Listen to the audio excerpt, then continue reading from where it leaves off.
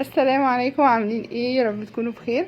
وحشتوني من اخر فيديو. النهارده باجي لكم بروتين سهل وبسيط كده، حاجات سهله يعني كده بعملها في يومي، بس قلت اشاركها معاكم. وان شاء الله يبقى روتين محفز كده مشجع ليكي تقومي تتشجعي كده وتخلصي اللي وراكي. يلا بينا بقى نبدأ الروتين بتاع النهاردة. بس قبل ما نبدأ، لو ما اشتركتيش انزلي تحت اشتركي في القناة على طول، بجد القناة هتنور بيكي. وعايزة بقى لايكات كتير وكومنتات حلوة كده زيكم، انتوا متعرفوش بجد الكومنت بيفرحني ازاي. وبيرفع من روحي المعنوية كده، بيبقى مخليني عايزة انزل فيديوهات كتير، وان شاء الله علينا تكبر اكتر واكتر بيكم. يلا بينا نبدأ بقى الروتين. اللهم صل وسلم وبارك على سيدنا محمد وعلى آله وصحبه أجمعين. اول حاجه بقى صحيت الصبح، فطرنا انا ويونس، وبعد كده طلعت الحاجه اللي انا هعملها النهارده صاحيه كده بجد، يعني ماليش طاقه ان انا اعمل غدا، بس لقيت عندي لحمه متعصجه في الفريزر اللي احنا كنا عاملينها مع بعض من فتره كده بسيطه. كنت معصجه لحمه وحطيتها في الفريزر، وكان عندي لفه جلاش، قلت اقوم اعمل بقى اللي هو الفطير اللي على البوتاجاز من فوق ده، اللي هو بتاع الجلاش. وبس جنبه اي حاجه بقى بسيطه، مخلل شيبسي اي حاجه، عشان كمان الجو حر والواحد مش نفسه ان هو ياكل، يعني عايزين حاجات خفيفه. انا لما بكون ناويه مثلا اعمل حاجه تكون مثلا حاجه تحتاج انها تطلع من الفريزر، بطلعها الصبح اول ما بصحى كده عشان تلحق تفك براحتها، عشان ايه موقفش عليها. وبس. وبعد كده بقى روقت الاوض جوه ترويقه برضو سريعه كده، وقلت بقى الصالة هشاركها معاكم.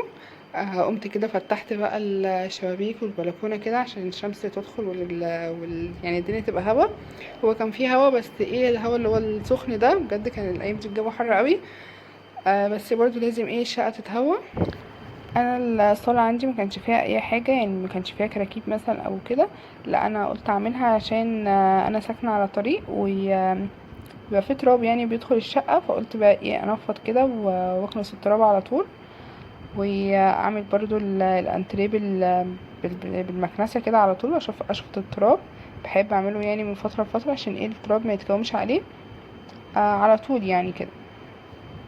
انا امبارح بقى بالليل بعد ما اتغدينا وكده وريحت شوية، بجد دخلت على المطبخ بقى، يعني عملت له زي ما بيقولوا كده نظيفة عميقة. نضفته كويس جدا، وعملت البوتاجاز ومسحت الارض، وعملت اللي هي التربو بتاعه البطاطس والبصل وكده. كان فيها بقى قشر بصل كتير وقشر توم.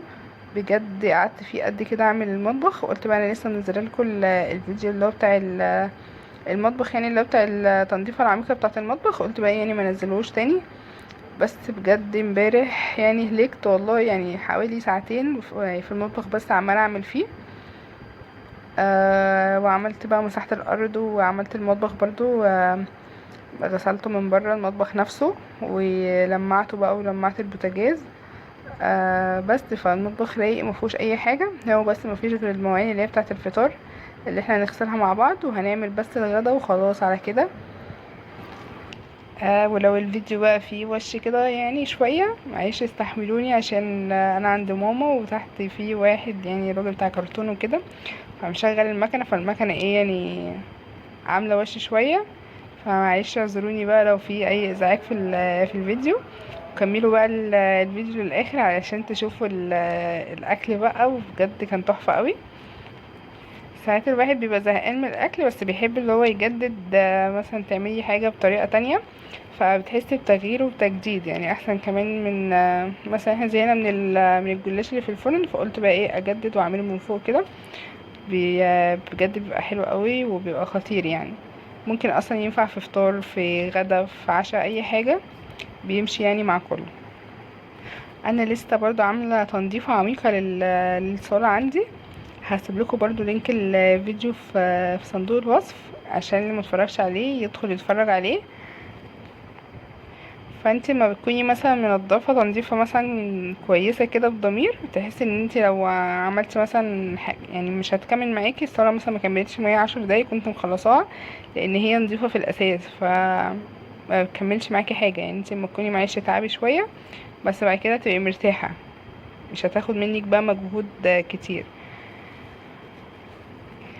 هنا بقى كنت خلاص روقت ونفضت بقى الحوضات كده تنفيضه كويسه، وكنست بالمكنسه بقى تحت الكراسي وتحت الكنب كده، وشفطت كل التراب، وكنست بقى الحوضات كده على نظافة. وكده كان خلاص بقى الصلاة عندي خلاص عملتها. كملتش معايا، خدت معايا 10 دقايق كنت مخلصاها. وبس زي ما انتوا شايفين كده، بصوا اتروقت على طول.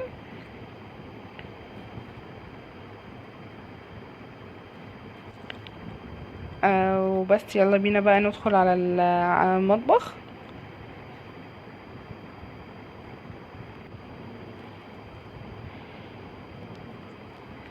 هو بس ما فيش في المطبخ غير حبة مواعين كده بسيطة مطرح الفطار، مش مواعين كتير، لان انا زي ما قلت لكم ان انا مخلصه كل حاجه من بالليل، مواعين بقى والمطبخ وكله. فما فيش بس غير المواعين بتاعه الفطار. وبرضو وانا بعمل الفطار كده كان في الصينيه اللي هي كانت مطرح الكيكه ولبانه وحاجات يعني خلصت، فقلت اغسلها على طول برضو الصبح وانا بعمل الفطار، عشان ايه ما اكومش المواعين، عشان بجد المواعين لو كسلتي عنها مثلا وانتختي مثلا بعد الفطار او كده بتلاقيها بتتكوم بتتراكم عليكي. فانت يعني حاولي ما تكوميش على نفسك المواعين وتخلصيها على طول، يعني اول باول كده بجد مش هتاخد منك وقت كبير. عشان المواعين بالذات ما ينفعش ان هي تتراكم عليكي بجد، يعني تحسي ان هي بتولد في الحوض، فالكوبايه بتجيب كوبايه وكده، تبقى مواعين كتير. فانت ايه حاولي تخلصي يعني ايه لو مثلا حاجه مش مستاهله ان هي تقعد في الحوض تغسليها على طول وتشطفيها على طول وتشيليها، عشان ما تكوميش عليكي مواعين على الفاضي. عايزه اقول لكم بقى اللي بقى عندها ولاد في المدارس كده، وكل سنه وانتم طيبين بقى، خلاص المدارس قربت. فانت بقى تعملي اللي هو بقى الروتين اللي قبل الدراسه، يعني تنضفي بقى الشقه كده وتخليها زي الفل، عشان ايه يبقى النفسيه تبقى مرتاحه كده، عشان ما يبقاش ايه النفسيه تعبانه من كله. فانت بقى حاولي تظبطي البيت كده، تاخدي من دلوقتي كده اوضه اوضه وتخلصيها وتنضفيها وتعمليها تنظيفه عميقه، علشان ما يبقاش وراكي حاجه وتبقي فاضيه مثلا للولاد للمذاكره لكده، عشان مبقاش في وقت خالص. فانت بقى حاولي ايه تقومي كده تنشطي كده وتنضفي اوضه اوضه. انت ما تكتريش يعني ما تقليش على نفسك، لو خدتي مثلا اوضه اوضه او حاجه يعني كل يوم هتخلص معاكي على طول يعني، ومش هتحسي ايه بمجهود كبير. وقمت بقى الصبح كده عملت بطاطس مهروسه، وده اللي باقي حطيته في حطيته يعني في علبه وحطيته في التلاجة. قلت ايه ينفع في اي يوم فطار تاني. وطبعا المطبخ بقى يعني صحي نضيف بقى ورايق كده، فبجد نفسي اتفتحت ان انا اعمل فطار.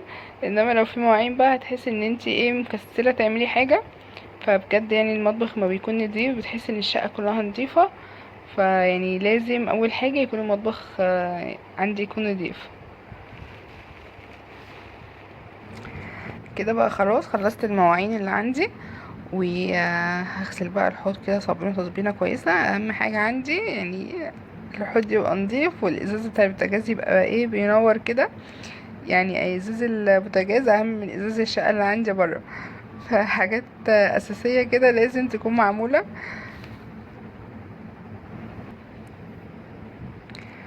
بس والفرشه دي برضو حلوه قوي، بتسعف معاكي كده بتنجز معاكي، وهي خشنه فبتنضف معاكي كويس.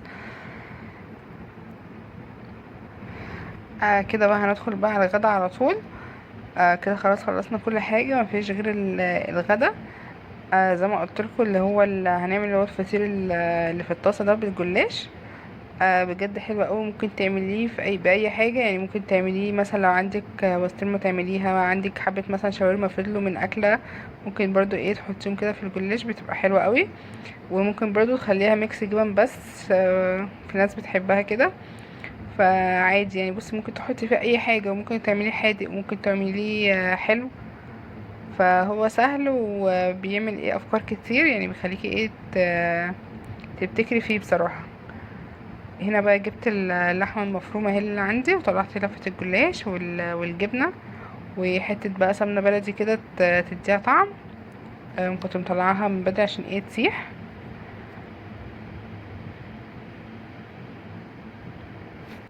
انا هنا بقى بدهنه سمنه.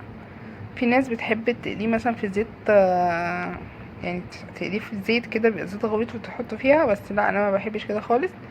السمنه بيبقى طعمه احلى. انا هنا بعمل الواحده مثلا حوالي 3 ورقات من الجلاش. ممكن تعمليهم 3، ممكن تعمليهم 2، بس هو 3 بيبقى حلو يعني ومظبوط. وبين كل ورقه والتانية بدهن دهنه سمنه كده، عشان احنا طبعا بنحط نقطه زيت في الطاسه، فلازم تبقى ايه كل طبقه فيها كل حته فيها سمنه، عشان ايه يستوي كله ويبقى حلو، ميبقاش ايه عجين. بس يا جماعه برضو لو في مثلا قشطه بحطها على السمنه دي بقى واقلبها كده، بجد بيبقى طعمه تحفه قوي.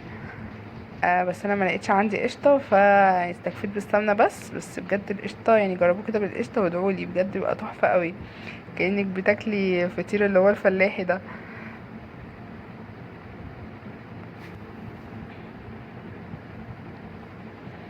بس وبعد كده خلاص، بعد ما دهنت كله سمنه، حطيت بقى اللحمه المفرومه، وهحط بقى عليه الجبنه. هنا دي كانت ميكس جبنه، ممكن برضو تعمليه بالجبنه موتزاريلا. بتمط معاكي جدا، وبتبقى عامله زي البيتزا كده، بجد بتبقى تحفه قوي بالجبنه الموتزاريلا. بس برضو الميكس جبن بتديكي طعم. وهنا بقى قطعت فلفل حامي بقى كده، عشان اسلام بيحب الحاجه تكون سبايسي يعني، فقطعت له عليها فلفل. وهعلمهم يعني، هخلي دول لوحدهم ودول لوحدهم، عشان بجد الفلفل ده يعني حاجه فظيعه.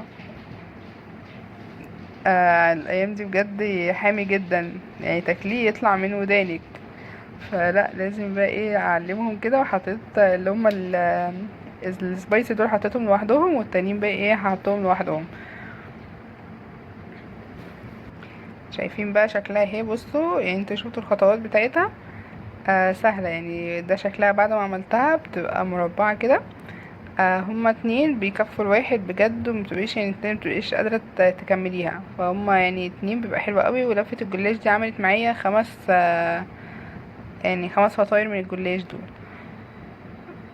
فحلوة يعني وموفرة، وأكلة موفرة وتغيير. وممكن تطلعي بقى كل اللي في الفريزر عندك تحطيها، يعني ممكن تفضل مثلا حبة شاورما حبة لحمة. هتعملي بقى ايه يعني تشكيلة حلوة كده، وفي نفس الوقت مش مكلفة. ومرة برضو كنت عاملاها حشيها بقى حلو، حشيتها بقى نوتيلا وقطعت عليها موز.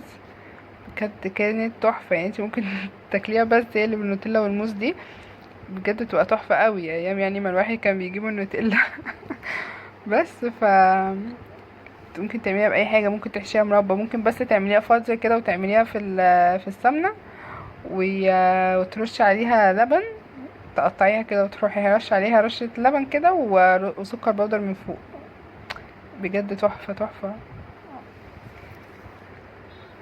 هنا بصوا كده خلاص بقى، عملت معاكم 2 وكملت انا الباقي عشان ما اطولش عليكم الفيديو. وهنا بقى حطيت طاسه على النار، ودرجه السخونيه يعني ما تبقاش ايه ولا عاليه ولا واطيه قوي، هي متوسطه كده، عشان ايه تستوي من جوه. اهم حاجه عشان الورق من جوه يبقى مستوي، ما يبقاش ايه تاخد لون من بره وتبقى من جوه لونها ايه، تبقى من جوه مش مستويه.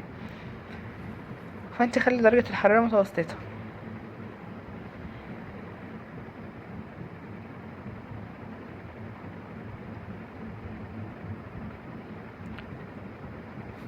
وده بقى الشكل، بصوا بعد ما اتعمل